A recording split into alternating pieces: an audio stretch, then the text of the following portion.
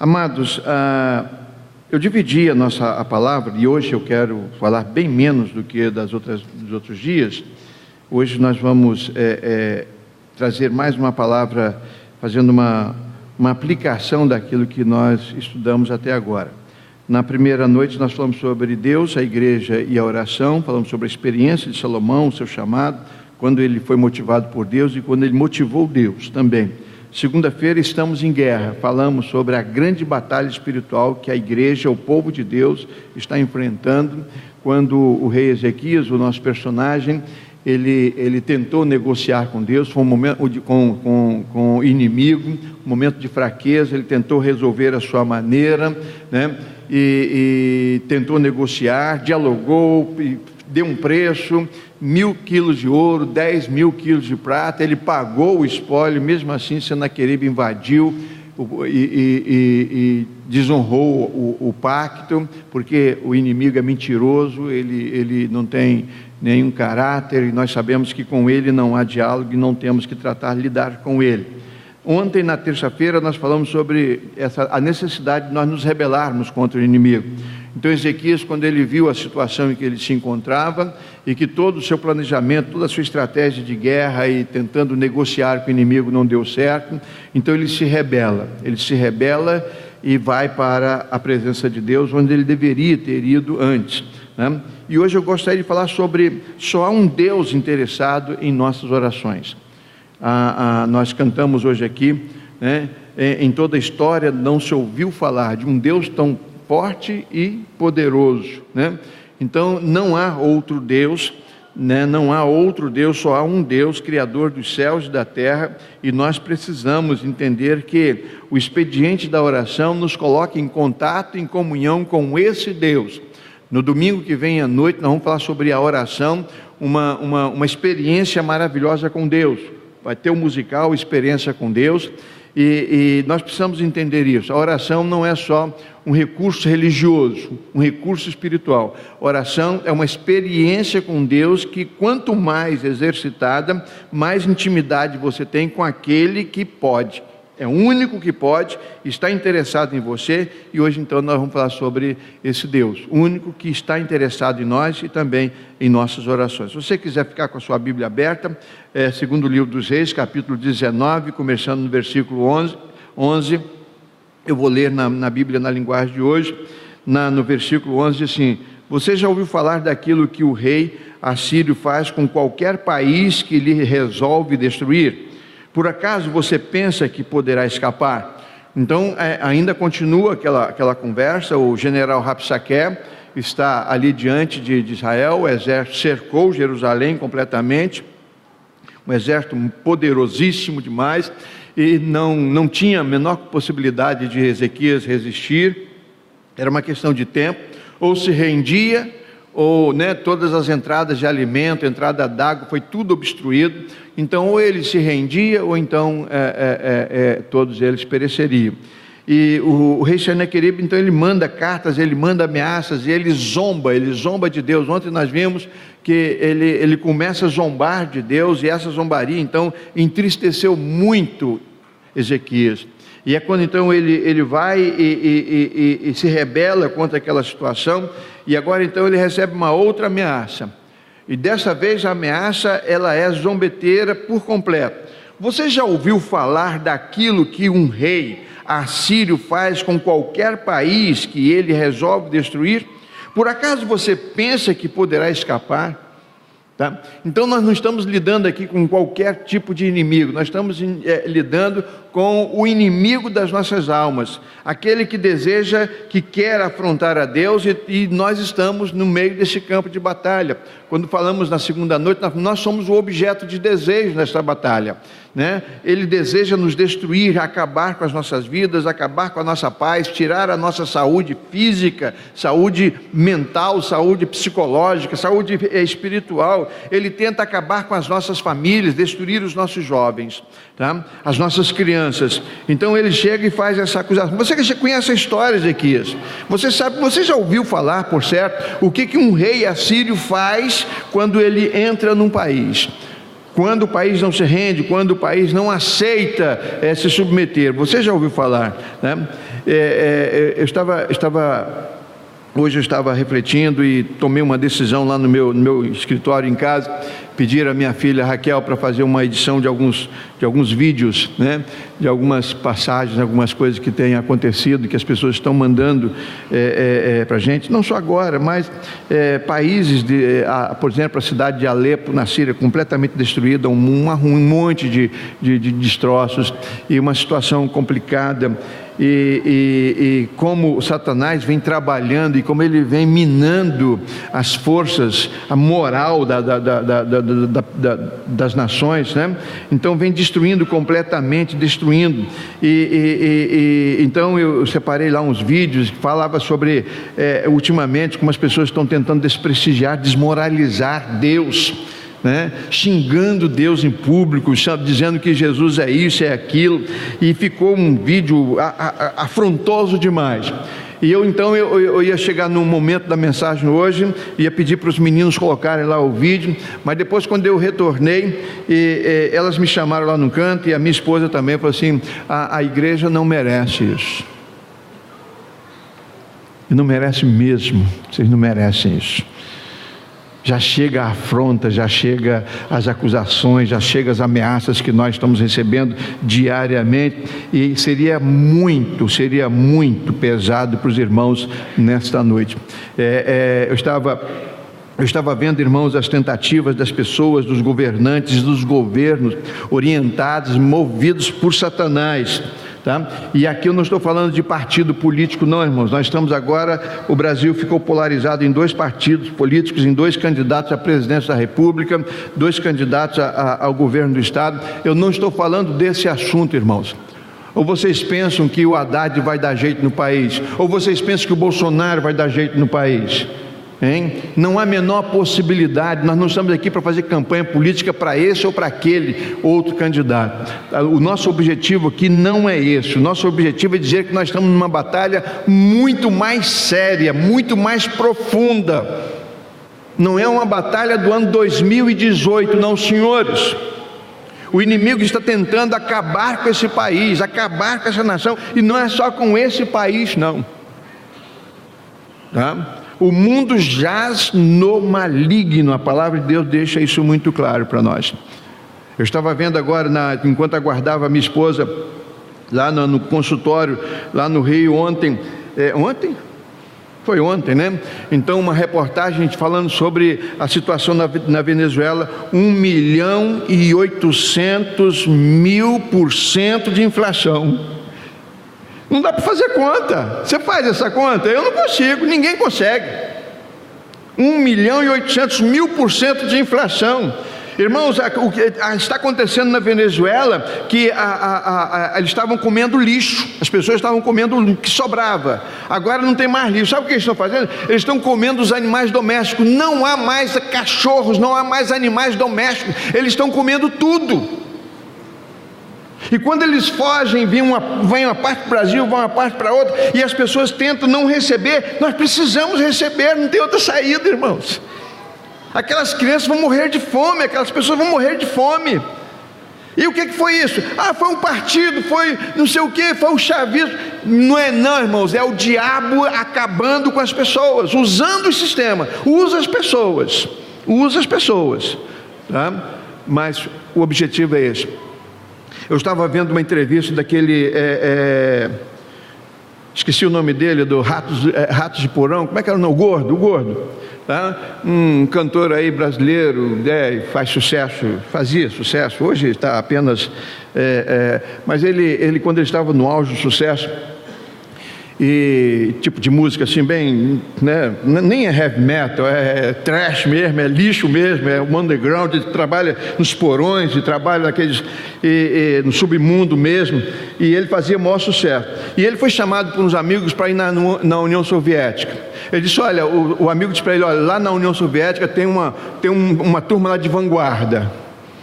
Uma juventude que não está se submetendo ao governo soviético, que se rebelou completamente sobre o sistema, e eles estão na vanguarda, e esses rapazes, essas moças merecem que você vá lá visitar e cantar para eles lá. Eles estão no submundo, eles estão escondidos, eles ficam escondidos, eles não podem se apresentar em público. E aí o rapaz, o cantor brasileiro, tá bom, eu vou, né, prestar essa homenagem a esse povo, uma garotada, uns jovens que estão na vanguarda. Eles estudaram mais, eles estão lendo literatura norte-americana e de outros países, eles estão em uma turma de vanguarda. Aí o gordo disse, quando eu cheguei lá e quando eu fui para a primeira noite me apresentar lá, que eu cheguei lá no lugar e vi lá a juventude de vanguarda da União Soviética. As tatuagens, eles muito tempo escondidos e sem luz e se drogando e vodka à vontade. Então tatuagens inflamadas com bichos. Eu vi um rapaz que o piercing dele apodreceu e ele sem tratamento, eu vi o céu da boca do camarada. Aí ele falou assim, isso é vanguarda? Eu pergunto para vocês, isso é vanguarda? É esse tipo de gente que vai acabar com o sistema político? Não é, irmãos. Isso é gente dominada por Satanás. Não tem nada a ver com música, não tem nada a ver com rock de boa qualidade, não tem nada a ver, isso é submundo. E é isso que o camarada disse, você já ouviu falar o que um rei assírio faz quando ele entra num país? Como ele acaba com as pessoas, ele destrói tudo, acaba com tudo. Vocês sabem o que eu estou falando. O que é dar lugar a Satanás dentro de casa? O relacionamento conjugal vai para o vinagre, relacionamento com os filhos acaba, relacionamento com o patrão, com todo mundo, com a moral, tudo acaba quando nós damos lugar ao pecado e deixamos Satanás penetrar nas nossas divisas, entrar no nosso terreno. Versículo 12, os meus antepassados destruíram as cidades. Aí ele começa a falar uma relação. Gozã, Arã, Rezef, e mataram o povo de Éden que morava em Telassar, e nenhum dos seus deuses os pôde salvar. Esse camarada, ele sempre volta bate nessa tecla. Não há Deus que possa me resistir. Eu destruí os países, destruí os seus reis e destruí os seus deuses. Como eu disse ontem, ele achava que estava destruindo Deus. Ele estava destruindo ídolos pagãos, deuses que não existem. Até agora ele está lutando com nada. O pastor lá de Brasília pregando para nós e falando sobre, a batalha espiritual, e ele disse que o diabo, para aqueles que estão em Cristo Jesus, é cachorro morto, não representa absolutamente nada. Cachorro morto a gente chuta e não faz nada. Tá? Então ele está dizendo aqui, eu destruí os deuses, eu destruí as cidades, mas claro, não eram deuses. Só um Deus, Criador dos céus e da terra, que pode nos ouvir, está interessado em nos ouvir. Aí ele fala sobre Sefarvaim, Arfaxade, Ramate, Rena, Iva, Aí diz o versículo 14, o rei Ezequias recebeu a carta das mãos dos mensageiros e a leu. Então foi até o templo. Irmãos, eu bato nessa tecla, eu repito isso. Quando ele se viu ameaçado, ele não vai para o seu quartel-general, ele não vai para lá para a sala do trono, ele não chama os magistrados para preparar aí, com seus generais uma estratégia de guerra. Ele vai para o templo. O rei foi para o templo. O que ele faz? Ele vai, leva as cartas, essas ameaças, e ele espalha. No outro texto diz que ele abre as cartas sobre o altar. Ele vai lá e abre aquelas cartas ali sobre o altar, Então o rei Ezequias recebeu as cartas das mãos dos mensageiros e a leu. Então foi até o templo, pôs a carta ali na presença de Deus, o Senhor, o único Senhor, Criador dos céus, da terra, e orou assim. Olha só, está lá escrito, e orou assim: ó Senhor, Deus de Israel, que estás sentado no teu trono, que fica acima dos querubins. Ele não está acima dos outros deuses, ele não está acima de outros, ele está acima dos querubins. Os anjos mais elevados, ele está acima dos querubins. Só tu és Deus e governas todos os reinos do mundo.